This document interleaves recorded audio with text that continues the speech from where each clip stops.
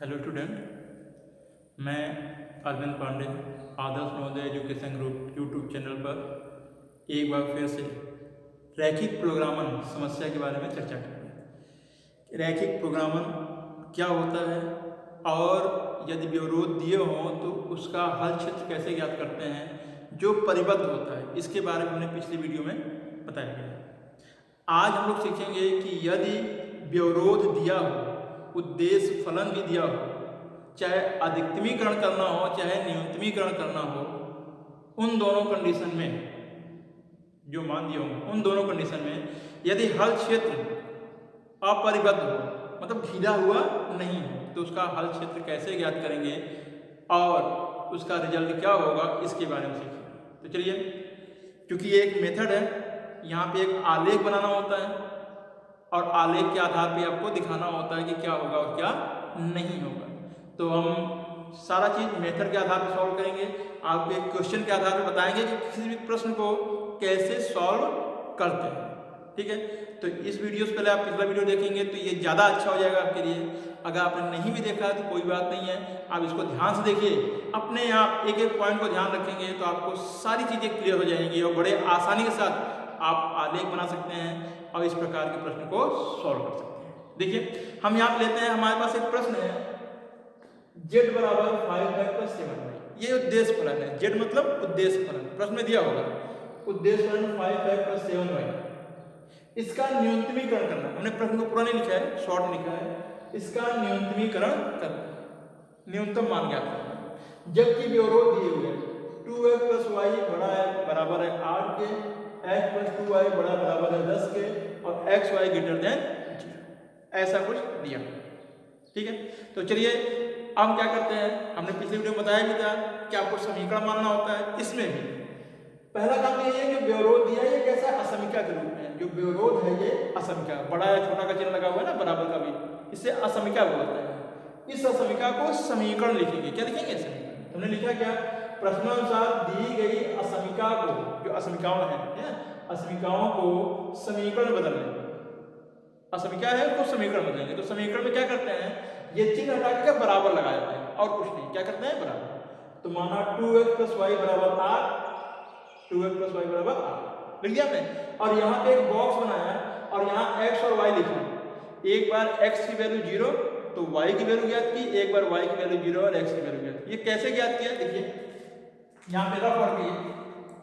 इसी समीकरण में हम x बराबर क्या लेंगे? 0 लेंगे। तो रखिए यहाँ पे 2 × 0 और प्लस y बराबर 1, तो यहाँ से y बराबर हो गया ना। जरूरी नहीं है कि हम 0 लेंगे, अगर हम यहाँ क्या करते हैं 2 रख दें तो क्या हो जाएगा, 2 × 4, यहाँ हो जाएगा माइनस, ऐसे। तो यह आपकी इच्छा है कि आपको क्या लेना है, लेकिन सुविधा बस क्या लेता है? 0। ठीक है, जिससे कि आसान हो जाए। इसी प्रकार से अगर हम x की वैल्यू लिए हैं, अगर इसी प्रकार से y की वैल्यू 0 ले लें इसी समीकरण में, तो x का मान आ जाएगा ना, जो यहाँ पे सॉल्व किया है कितना आएगा। ठीक है, तो ऐसे ही आप अलग अलग बिंदु लेकर के 2 बिंदुएं ज्ञात करनी है। कितनी बिंदु है? 2 बिंदु, 2 से ही काम हो जाता है। ठीक है, कभी कभी 3 भी ज्ञात करनी होती है जब रेखा मूल बिंदु से जाती है, लेकिन यहाँ हम क्या करेंगे 2 बिंदु ज्ञात करना है। ठीक, तो ये सरलता बस है, आपकी इच्छा हो अलग अलग बिंदु को लेकर के सॉल्व कर सकते हैं। तो चाहे तो आप इस प्रकार लिख करके सॉल्व करिए और बिंदु ज्ञात कीजिए। हमने क्या किया, इसको लिखा नहीं बल्कि इसी चीज को इस बॉक्स में शॉर्ट सूक्ष्म रूप में दिखा दिया। इस बॉक्स से समझ में आ जाएगा कि आपने क्या सॉल्व किया है और क्या रिजल्ट चाहते हैं। चलिए, ठीक इसी प्रकार से जैसा हमने यहाँ बताया, इसी प्रकार से हमने क्या किया, दूसरे विवरण x + 2y बराबर 10, x + 2y बराबर 10 लिया। फिर x की वैल्यू 0 और y की वैल्यू ज्ञात कर ली, y की वैल्यू 0 और x की वैल्यू ज्ञात कर ली। ठीक, यहाँ से देखो x की वैल्यू 0 तो y की वैल्यू 5 और यहाँ से y की वैल्यू 0 रखा हमने, तो ये 0 हो जाएगा, तो x की वैल्यू, और x > 0 y > 0 ये सदैव प्रथम चतुर्थांश को दर्शाता है। ये तो फिक्स है। ग्राफ कहाँ बनेगा? प्रथम चतुर्थांश। इसलिए जब भी आप ग्राफ बनाओगे, ये ग्राफ हमने बनाया है, थोड़ा सा पूरा नहीं बनाया है, जैसे आपको समझ में आ जाए, तो ग्राफ में हमेशा याद रखना है आपको कि x अक्ष और y अक्ष जो हम खींचते हैं वो इस प्रकार खींचें कि ग्राफ में अधिक से अधिक जगह प्रथम चतुर्थांश के लिए लगे। किसके लिए लगे? प्रथम।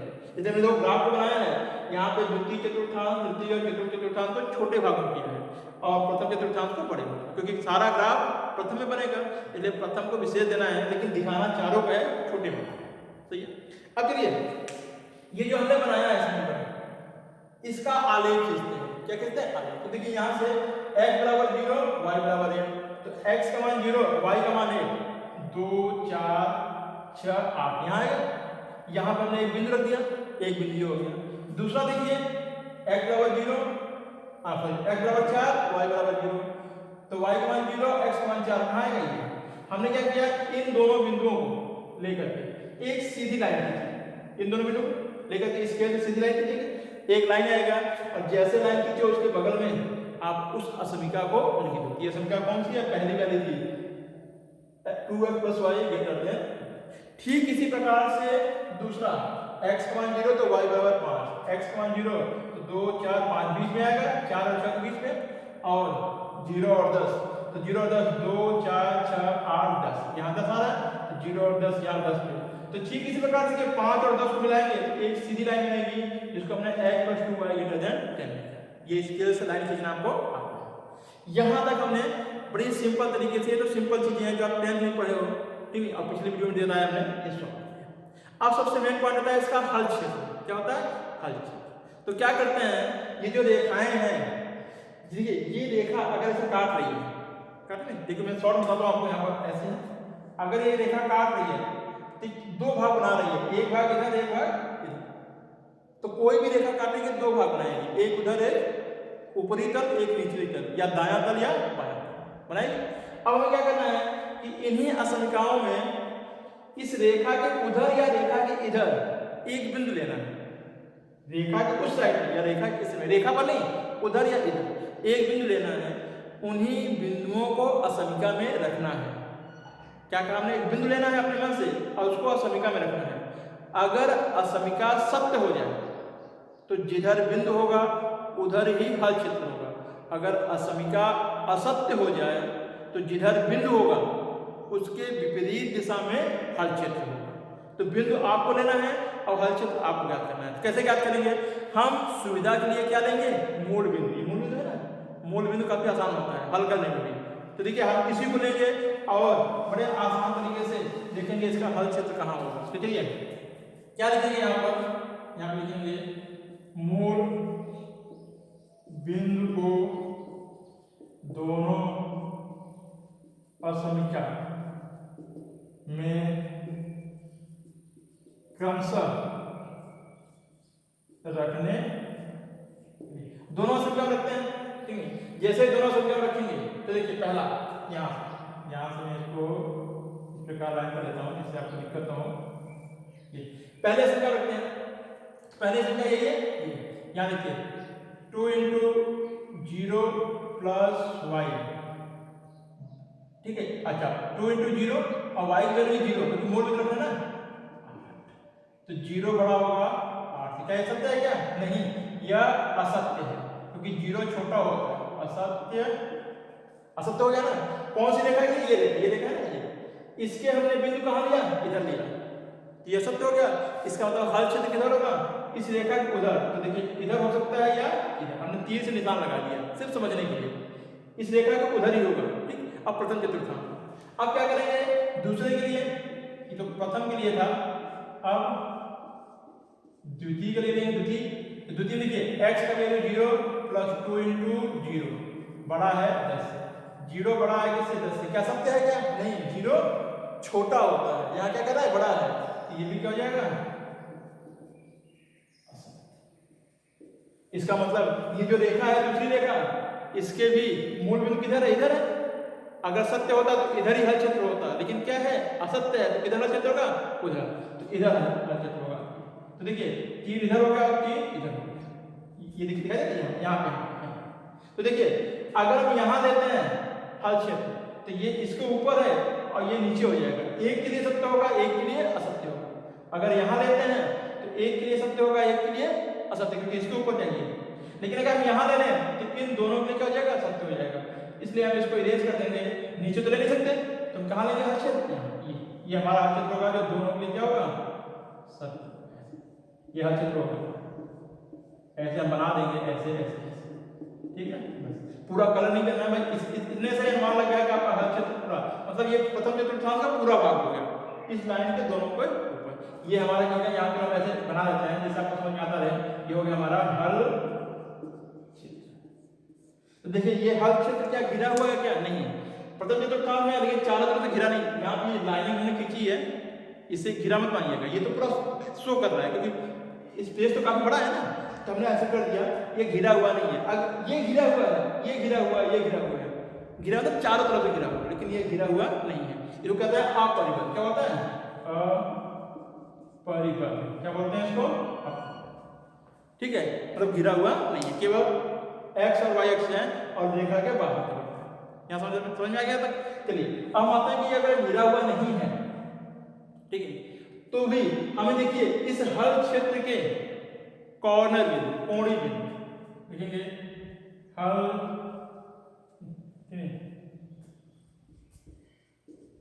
क्षेत्र। देखिए ये जो मान लिखा हुआ ना प्रथम चतुर्थांश को दर्शाता है, तो मूल बिंदु यहाँ पे लिखने पड़ा, तो इसके बीच में जो यहाँ पे है, यहाँ पे इसके बीच में, इसके बाद ये आलेख है। क्या है? आलेख।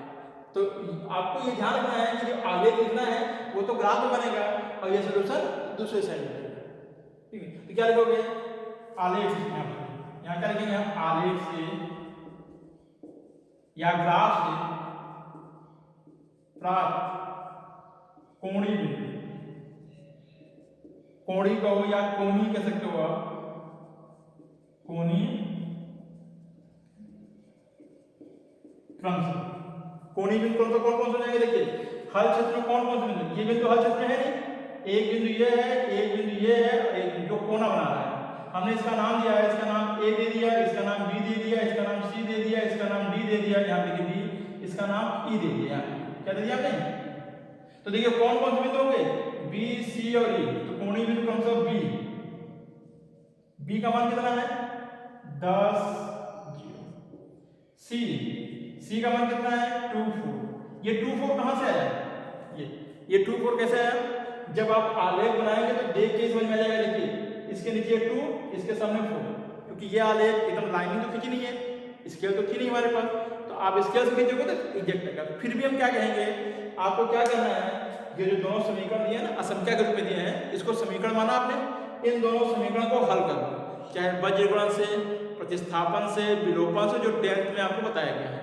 दोनों समीकरण को हल करके x और y का मान निकालो। जो x और y का मान होगा वही क्या होगा? ये बिंदु होगा, क्योंकि दोनों रेखाएं काट रही हैं, ठीक है। तो आपको x और y का मान निकालना है हल करके, इससे क्वेश्चन में गलत होने के चांस कम होते हैं। मान लो ग्राफ थोड़ा सा आगे पीछे हो भी गया तो आपके जो बिंदु होंगे वो सही है। तो कोणी बिंदु कौन से होंगे? बी, सी, और यहाँ पे एक बिंदु और है ई बिंदु कौन सा होगा? यहाँ पे देखिए ई, ये ऊपर जा रहा है, तो ये जाएगा 0 और तीनों को कहाँ रखेंगे? जेड में। कहाँ रखेंगे? ये जेड दिया हुआ यहाँ जेड में, कहाँ रखेंगे? जेड। जब जेड में बारी बारी से रखेंगे तो देखिए जेड के लिए हम यहाँ पे एक बॉक्स बनाया है, यहाँ रखना है। यहाँ नीचे अगर हम लिखेंगे तो आपको दिखाई नहीं देगा, इसलिए हम यहाँ बनाते हैं, यहाँ पे जिससे आपको समझ में आता रहे। आपके पास इस जगह होगा कॉपी में, वहां पे आपको नीचे इसके नीचे लिखना है। यहाँ पे हम दिखा दे रहे हैं आपको जेड।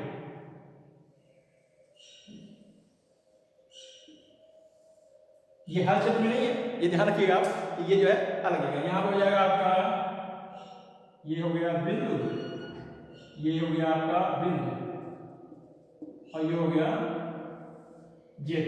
जेड की वैल्यू कितनी होगा? यहाँ 5 है प्लस 7, 5 है प्लस 7। यहाँ पे एक्स वाई का मान रखना है। पहला बिंदु कौन सा है? 10, 0, बी 10, 0। दूसरा बिंदु सी 2, 4, और तीसरा बिंदु ई 0। अब इन बिंदुओं को x और y का स्थान पर रखना है। जैसे आप रखेंगे तो आएगा 56, पहला रखेंगे क्या जाएगा? ये जाएगा 5 है, ये जाएगा 50, पहला हो जाएगा आपका, ठीक नहीं, 50, यहाँ से 50, 10 50। दूसरा क्या जाएगा? 2 और 6 पर रखेंगे आप 38, यानी कि हमने इसको रखा 56, तो ये तो आपको सोल्यूशन आता है। अब देखिए इन तीनों में न्यूनतम मान कौन सा होगा, क्योंकि हमने लिखा है न्यूनतमीकरण, तो न्यूनतम मान क्या होगा, यही हमारा क्या जाएगा, क्या जाएगा, अगर ये परिबद्ध होता तो न्यूनतम मान 38, हम लिखते हैं बिंदु सी पर, बिंदु कोणीय बिंदु C24 पर न्यूनतम मान 38 होगा, लेकिन ये अपरिबद्ध है। तो पिछले वीडियो हमने परिबद्ध के लिए बताया था, परिबद्ध के लिए इतना ही हो गया, लेकिन अपरिबद्ध है तो हम क्या कैसे आगे हल करेंगे, ठीक है। तो अब देखिए इसके बाद का जो पॉइंट है इसी को विशेष ध्यान रखना है, क्योंकि इतना तो सेम है दोनों में। अब देखिए हम यहाँ पे थोड़ा सा इरेज करेंगे इसको और आपको बताएंगे, क्योंकि उधर लिखेंगे तो आपको दिखाई नहीं देगा, ध्यान रखिएगा। यहाँ से शेष चीज वही है। अब हम क्या करेंगे, लिखेंगे क्योंकि बिंदु किस पर, यहाँ पे बिंदु कौन सा है, सी, बिंदु C24 पर न्यूनतम मान, ठीक है, कितना है 38, लेकिन दिया गया या प्राप्त हल क्षेत्र कैसा है, अपरिबद्ध है, अपरिबद्ध। अगर ये अपरिबद्ध है तो हम इसकी जांच करेंगे क्या यही न्यूनतम है या दूसरा कोई मान है। तो उसके लिए जांच कैसे करेंगे, आपको ध्यान रखना है जो z का मान है, अतः यहां मानते हैं, माना z छोटा होगा किससे, ये न्यूनतम मान से। न्यूनतम मान कितना है, आपको यही याद रखना है बस, z छोटा होगा। अगर यही अधिकतम होता, क्या होता अधिकतम, तो अधिकतम मान कौन सा होता है 56, तो क्या लिखते हैं z बड़ा होगा 56 से, यही बस कितना ही ध्यान रखना है। अब z की वैल्यू क्या थी, अभी आपने देखा था, हमने लिखा था z की वैल्यू कितनी है 5x + 7y, तो यहाँ लिखेंगे इसलिए 5x + 7y कितना जाएगा यहाँ पर, 5x + 7y 32 होगा। अब इसका भी आलेख बनाएंगे, क्या बनाएंगे, इसका भी आलेख,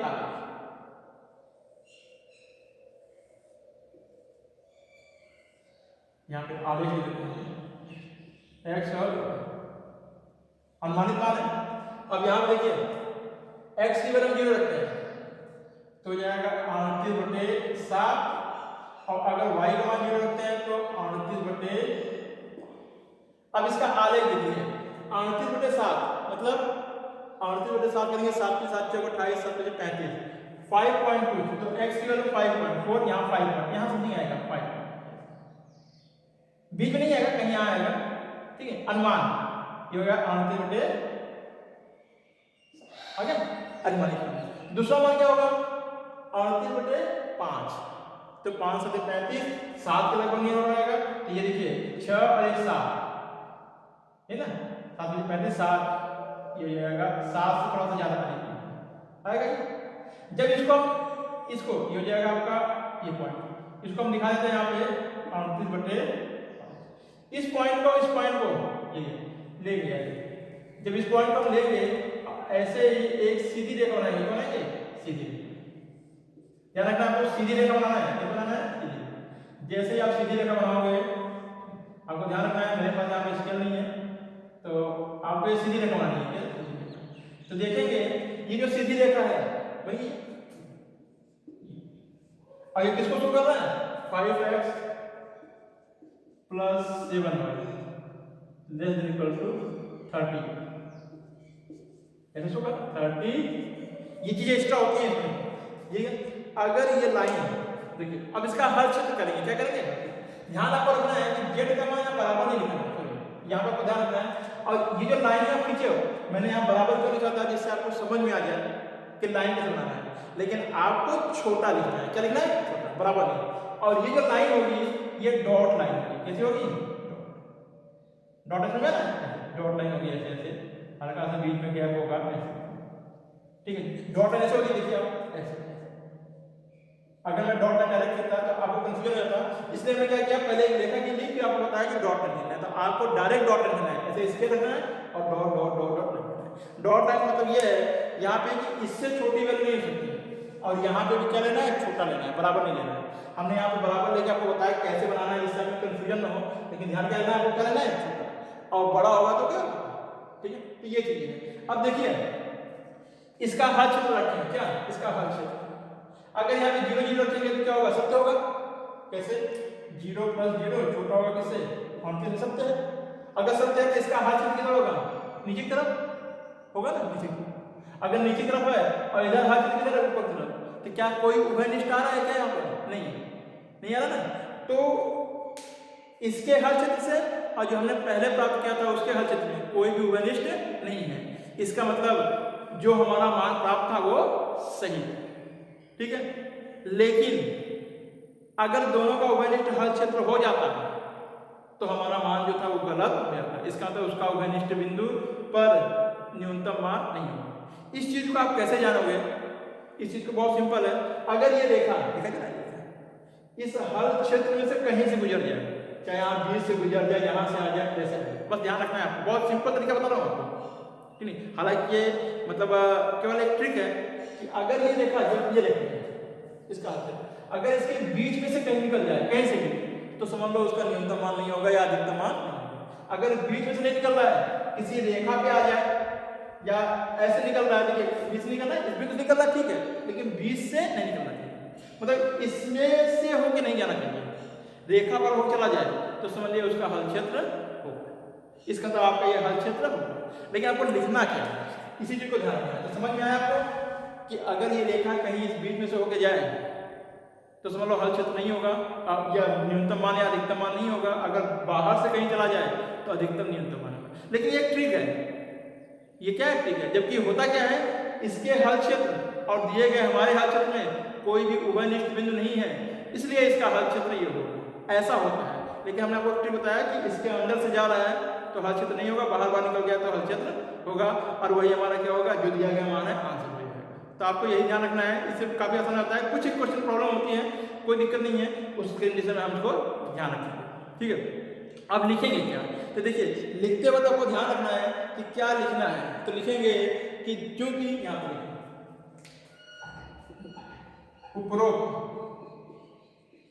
उपरोक्त से प्राप्त आलेख या प्राप्त हल क्षेत्र वह दिए अपरिबद्ध हल क्षेत्र में कोई भी उभयनिष्ठ हल क्षेत्र नहीं, इसलिए बिंदु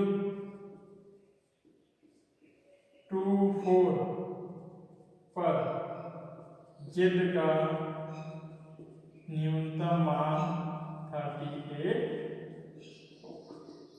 ये ध्यान रखना। क्या लिखा हमने, उपरोक्त से प्राप्त हल क्षेत्र जो अभी हमने प्राप्त किया, इसको दिखाना नहीं है, और अनुमान लगाना है इधर होगा। और जो उभयनिष्ठ यहाँ पे अपरिबद्ध हल क्षेत्र था जो दिया गया था, इन दोनों में कोई भी उभयनिष्ठ हल नहीं है, हल क्षेत्र नहीं है। अगर उभयनिष्ठ होता तो ये न्यूनतम मान नहीं होता, हल क्षेत्र नहीं है, इसलिए क्या होगा, ये न्यूनतम मान। इस प्रकार से जिस पॉइंट को आपको ध्यान रखना है, यही लिखना होता है, ठीक है। और इस प्रकार से अपरिबद्ध वाले क्वेश्चन होते हैं उनको आपको सॉल्व करना है। इसी प्रकार से जितने क्वेश्चन अपरिबद्ध के मिले उनको आपको लेके हल करना है, सॉल्व करना है।